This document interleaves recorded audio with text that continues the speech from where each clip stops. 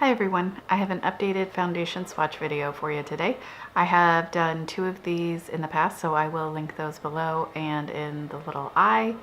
And if I have specific reviews on the individual foundations, I will also include those. I don't think I'm going to get too much into how these wear. I just want to share the swatches. You can see a comparison. I can let you know what color usually works best for me, what formula is really tricky to use for me, that kind of thing, but hopefully not get too much into the formula because that will take forever. So for reference, my arm where these swatches are is probably lighter than NC5. My face is around NC10. My skin, my neck, hands, chest, everything is lighter than my face. I do try to make my face a little bit lighter, cover some redness. I only want light to at most medium coverage.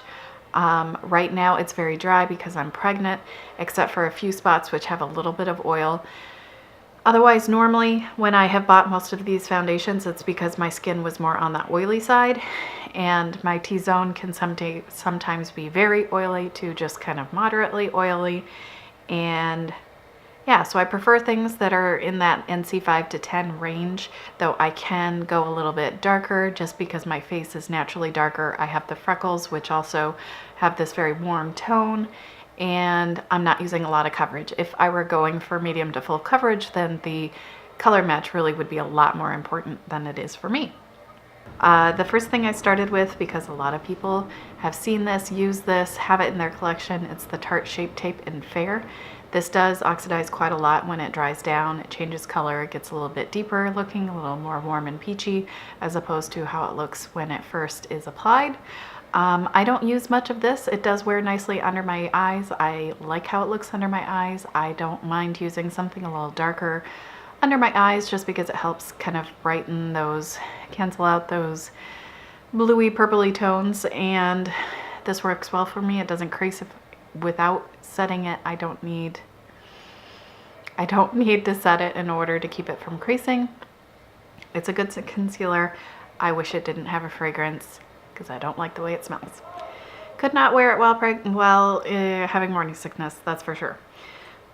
Maybelline Fit Me Concealer in shade 15. This is the lightest shade. There's a 10, but it's darker from what I understand. This formula works okay for me. It will crease under my eyes if I don't set it with a powder.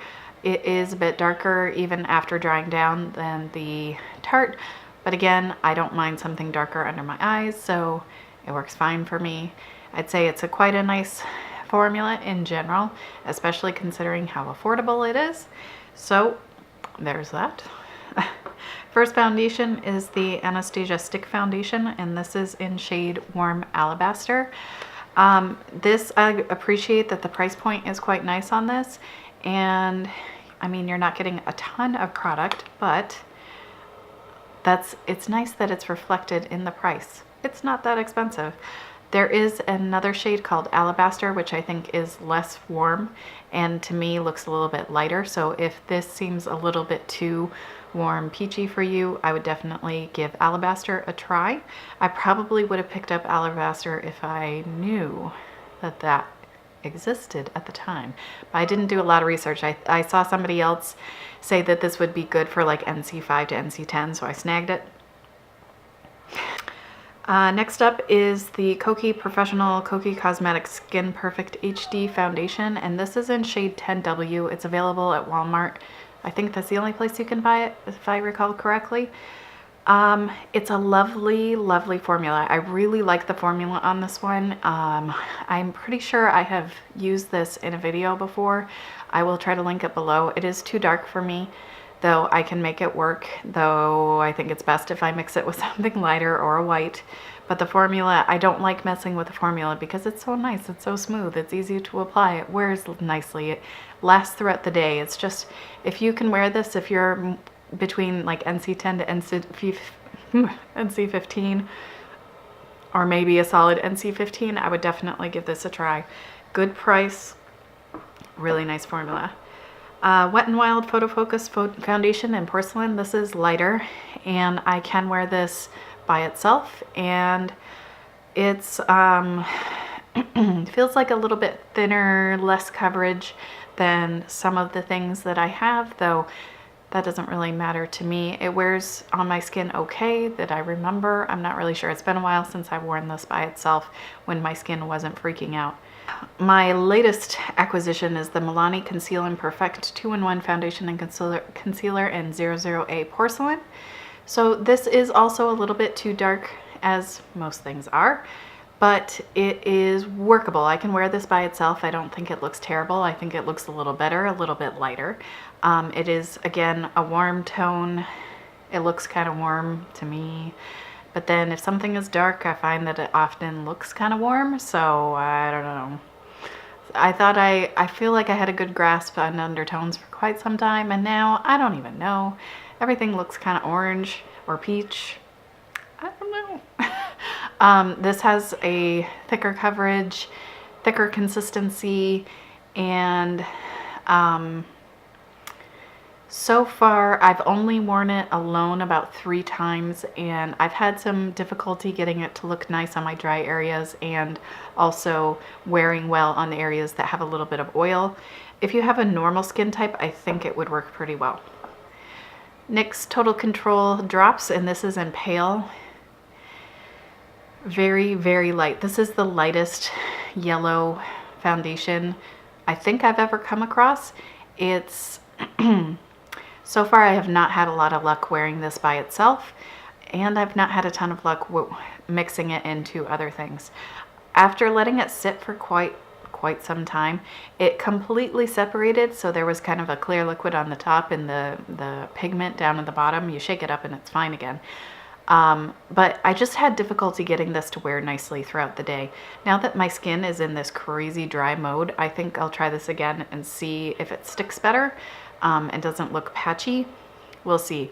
I love the idea of how light it is, how you could potentially lighten other foundations and add a little bit of that kind of cool yellow tone. But so far, I just haven't had a lot of luck with it. Again, I kind of feel like maybe if you have a normal skin type that wears makeup well, this will work for you. It's a good price. I think maybe this is a little bit on the higher end for drugstore. For some reason, I'm thinking it's closer to $15, but since you can get it at Ulta, you can always use 20% off or sales or whatever. I have 2 samples from MAC, and they are the Studio Fix Fluid in NC10 is the first swatch, and then the next swatch over is NW10. So I don't feel that on the face these are too different undertone wise. You can see that they definitely do have different tones. I think in general I lean toward the NC as opposed to the NW, but the NW10 doesn't look super pink, and either one works on my face okay since I'm using a light coverage. Right now, like everything else, very difficult for me to wear, but I do appreciate that they have at least, these are, the NC10 as far as I know is a pretty new shade to that line. They don't have many products that are NC10, and I'm glad that maybe hopefully slowly they'll be adding more NC10s to their foundations. Oh, this poor bottle. I don't know what happened to the cap. NARS Sheer Glow in Siberia. Traditionally, this is what I've considered to be my best color match. It, to me, looks a teeny bit dark now, but this formula has never worn on my face. It's always lasted at most about 4 hours. If I don't wear a long wearing style primer underneath, it will just fade away gracefully. If I wear something that really holds on to products well, it will wear away in a very patchy way after 4 hours. So I really like the color. It's kind of that cool yellow. There aren't a lot of things in that family of colors I have found, and I wish NARS would come out with a formula that works for me in Siberia. One day. Lastly is what I'm wearing today. This is actually on my face today.